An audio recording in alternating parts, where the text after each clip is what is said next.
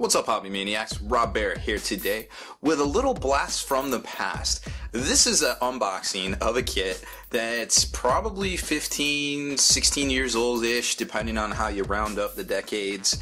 But nonetheless, it's a venerable kit that for a lot of us veterans out there, this is, one of those ones that's near and dear to our hearts. It was a mainstay of a lot of folks' Army list back in the day, and it made a big splash when the Codex Armageddon first came out for both the Black Templars and the Salamanders in the early 2000s. So it's definitely a fan favorite, and I wanted to show it to you guys. Somebody had one, and they're like, "Yo, you want to do a video of this?" And I was like, "Yes." I haven't seen one of those in years. I love that kit. But before we get to all that, you probably noticed up on the right-hand side there we have a little Patreon logo. That is a way, if you would like to do so, you can support what we do here at Spiky Bits, our video tutorials, features, unboxings, and of course blast from the past there. I don't want to drone on about it, but there's ways for you to get free swag. Click on the link, check it out after the video, and it's a no pressure kind of thing. I don't want to drone on about it, but I do also want to invite you to make sure you subscribe to this YouTube channel. Check out the blog, spikybitsblog.com, and of course head on over to longwar.net. That's the home of the battle reports for exclusive content, early access videos, and special promotion codes as well. Become a veteran of the Long War today. So getting back to the actual meat and potatoes of this video here, obviously it's a blast from the past. We do something called a 40K flashback.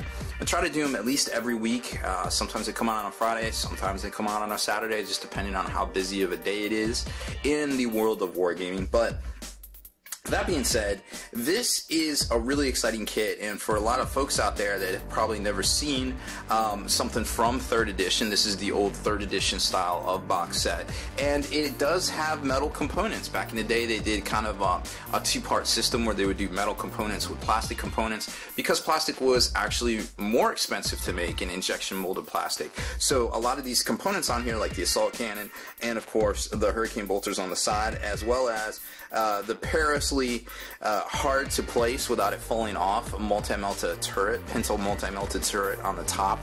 This kit was, I have such fond memories of it, but quite literally it was a hobby nightmare to get this thing to stay together, because kind of like the Falcon Grav tank where you would get the Prism variant, that was all metal too, and it would just basically, the turret would just tip over, the Falcon Grav tank. And this one's not quite the same principle, except for up top there with the multi-melta turret. So you had to weigh it down with like a quarter or a nickel or something like that underneath the turret at the top in order to just get it to sit flush without immediately just falling over. But a lot of folks, it would snap right there because that's a plastic piece, the actual pintle mount itself. So what a lot of folks did, they just basically glued it pointing down and just had fun with it. These right here, these little hurricane bolter pieces right here, actually were also a nightmare. And there was those pieces where they connected, you almost had to drill them out and pin them. I actually did that for mine back in the day. And then these ammo crates, and there's individual little feed lines as well that were so fiddly, and they would always break. I was like, no, don't touch my sponsors. Just like, because if you squeeze too hard, this whole thing would just like disintegrate. But it was a great new variant, and it had some really solid rules, because back in the day, throwing out a lot of firepower was really a big thing for a lot of folks. The las cannon was a big thing. An AP2 large blast was a big thing. We didn't have invisibility. We didn't have all these like crutches that are available today to certain armies to keep them, alive and things like that. Like, the shit was brutal back then, and you did not want to get hit. You did not want to get rolled up on by this thing. Let me tell you that. This was a nightmare for a lot of armies. You also notice on the box here that they have some Asian writing, some Asian translating. I think one of those is Korean. I believe one is also Japanese. I don't think they ever officially went into China. I think they might have been in Hong Kong, trying to do retail activities there. But I think eventually they pulled out in the mid 2000s from those markets. And there's a lot of folks out there that actually say the Tau coming out in 2001 was basically trying to expand the Asian market. It was made deliberately for that. I don't know if there's any truth to it. I don't have any supporting or detracting conclusions. I mean, it makes sense to me, obviously, but you know, I can't say one way or the other. Also in this picture, you may notice, I think this is actually Matt Hudson's army from back in the day. I remember that was really featured in Codex Armageddon. You can see here the old Mark I plastic Rhino. This is actually a Razorback with the metal turret on top, and they had this armor on the side that you might not recognize too.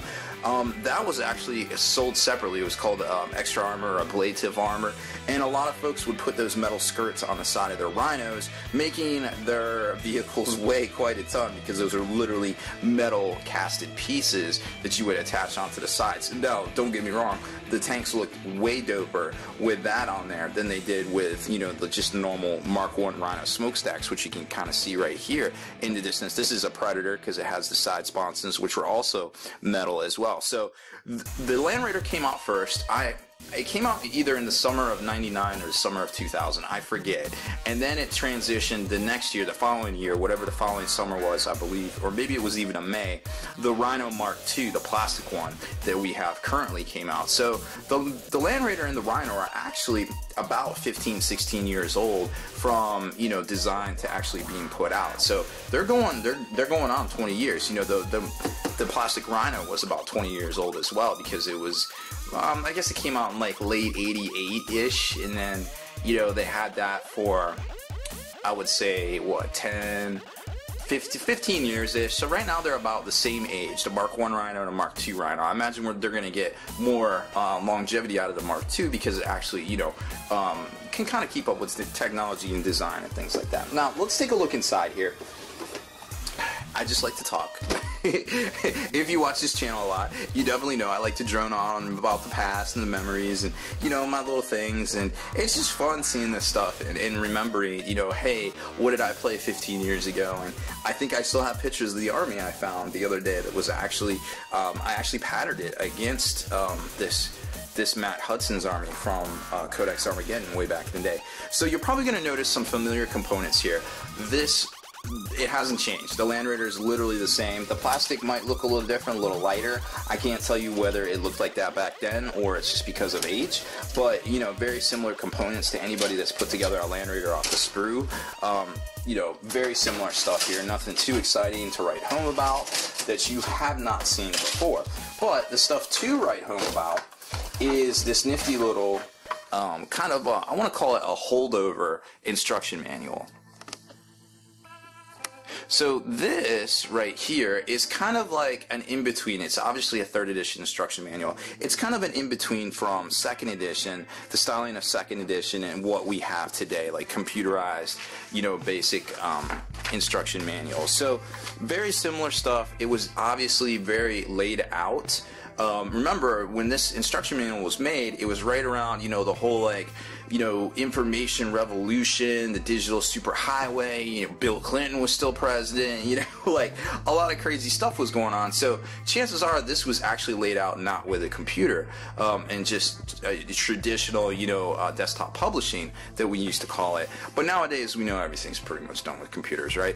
So you can kind of see it's laid out. It's very well done, you know, lots of different translations in here, and they put real pictures in here, which you can't do with normal, well, actually you might be able to do these days in CAD. My degree is like 10 years old, so I couldn't even tell you what CAD's doing these days. But, you know, traditionally speaking, you couldn't do that in CAD, but who knows these days. And here you can kind of start to see some of the stuff I was talking about, like this metal assembly here that was such a nightmare for so many hobbyists.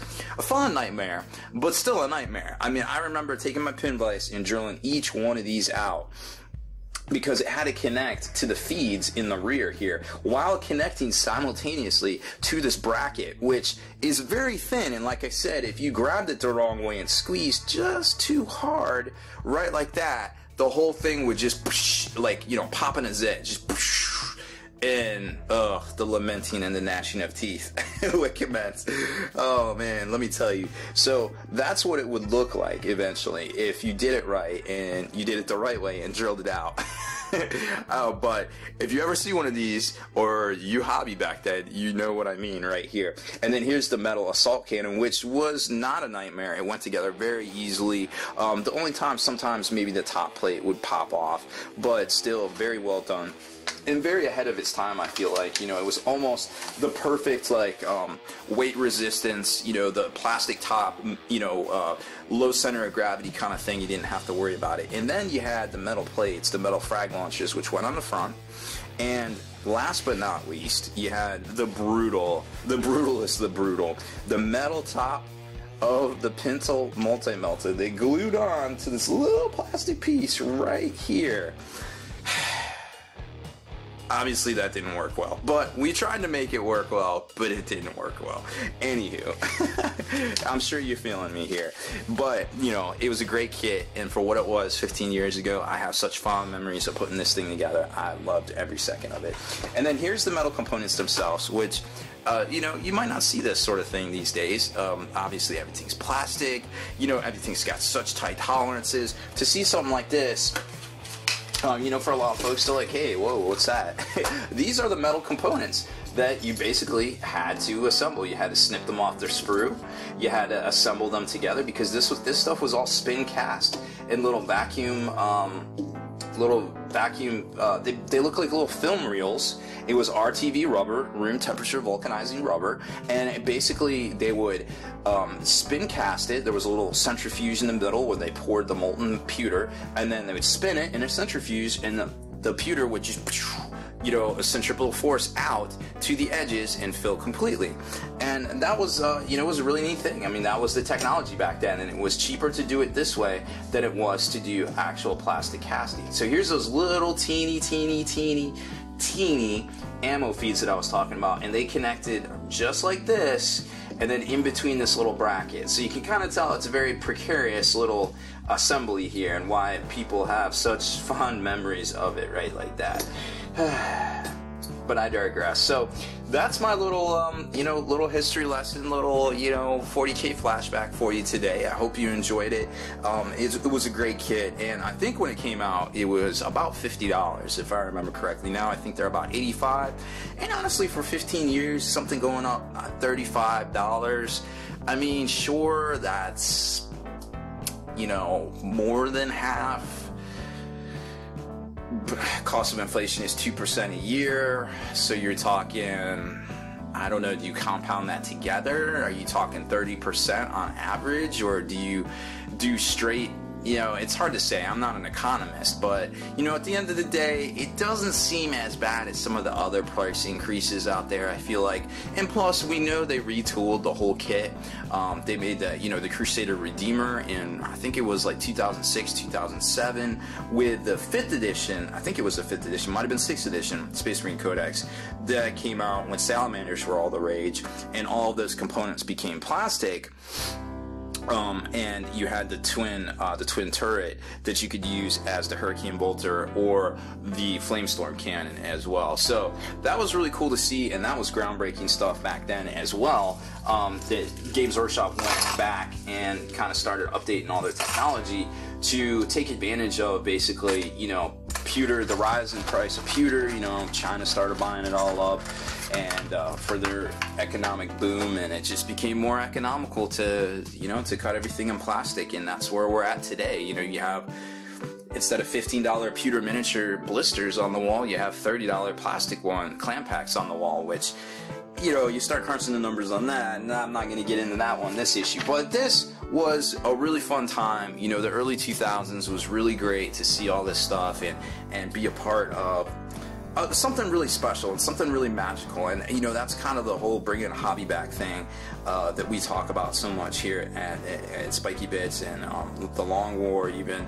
You know, this time you could take a Crusader and you could run it across the board, and chances are it might die eventually, but it would get its points back and you would have fun with it. And nowadays it takes one shot from something, you know, before you even set up, and you're just like, so depressing. So there's there's a social contract. You know, just because you can't take something doesn't necessarily mean you have to. And remember to try to be as invested in your opponent's fun level as you are in your game as well, because that is the true meaning of sportsmanship. So that's it for this one, guys. Thanks for hanging in there. I like to talk a lot. We'll see you next time.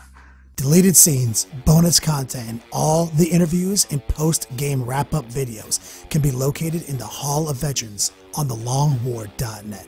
Visit thelongwar.net today and try a week completely free with no strings attached. That's not all. Thelongwar.net is also your hobby resource for exclusive early access with an ad-free experience to all your favorite videos. Members of the Hall of Veterans gain early exclusive access to multiple hobby videos.